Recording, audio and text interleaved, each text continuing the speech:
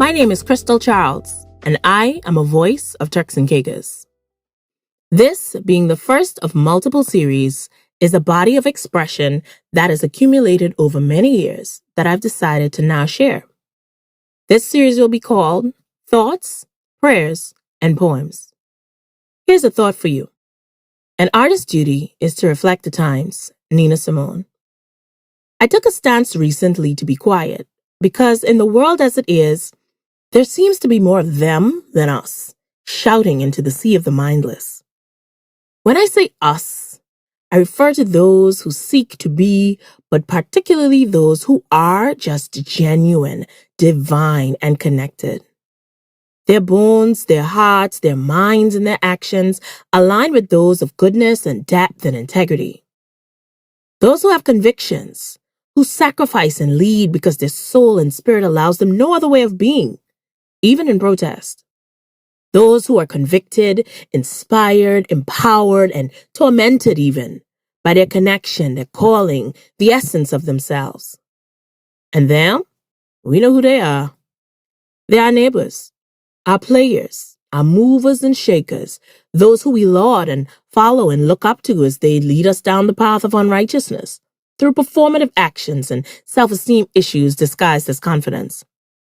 Those who have the unfortunate fortune of swallowing their sense of selves and attaching to the failing Euro ideals of greed, of gain, of deception, of lust, of business, and burying oneself so deep in a grave their predecessors dug that they have not realized the bones of the corpses passed along the way. The way they will find only leads to torment and dissatisfaction. I wonder if to rest, collect my strength, center myself, instead of taking blow after blow, being rallied against by the failing world. Preservation during the shift, right? Because as the land sinks, the seas shall rise, and so, should I just let them have things? The problem with letting them have things is that these things embody spirits and energies that stir the world with power and evil, and they affect us all, leaving those of us who know not yet who we are, the confused, the impressionable, the future, and the pure, lost and without guidance. The loudness of them one day will quiet. However, if not even a whisper from us during the time of impression, how will any of us be inspired? How will any of us survive the next harsh tide or sweeping change of the world? Who will the rest of us draw strength from and have knowledge to do what is necessary when the time for us comes to be loud? Who will be the good against evil? Funny, I've often wondered how the imagination of the artist and storyteller, while wildly differing, always touches the same topics: good versus evil, love versus hate, sacrifice, pain, and preservation. Clarity comes along with that morning joy. The year past has taught me much about evil and the perception of it. Also, how close we can teeter to and be complicit in it. With heads in sand, along with purpose and awareness pending, there is much to fear for some. Goodness is everywhere at all times, but the awareness, the level of awareness of self and faith and God that we need to access, enjoy, and spread, it is one that is easy to elude us. Today, quickness and noise, debauchery and newness, greed and power, acceptance and sameness to the masses, the tangible. These are the processes we all taught to seek our desires through. We shed our power and our joy seeking through flesh and fakeness.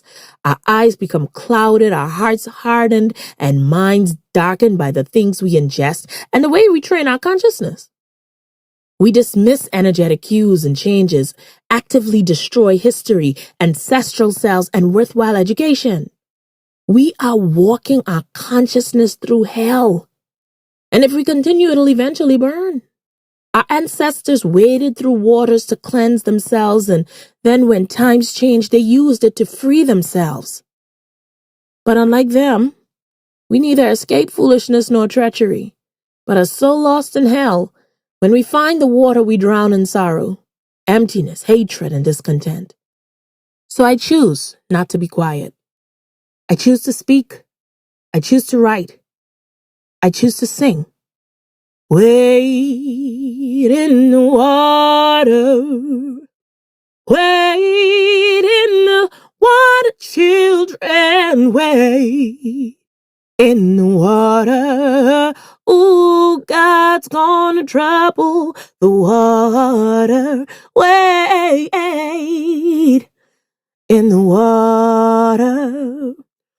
Wade in the water, children. Wade, yeah, in the water.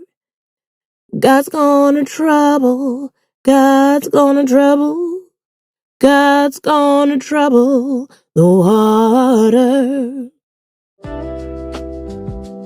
My name is Crystal Charles, and I am a voice of Turks and Caicos. I hope you enjoyed this thought. For advertising and orator contributions, email TESS@gmail.com. See you later.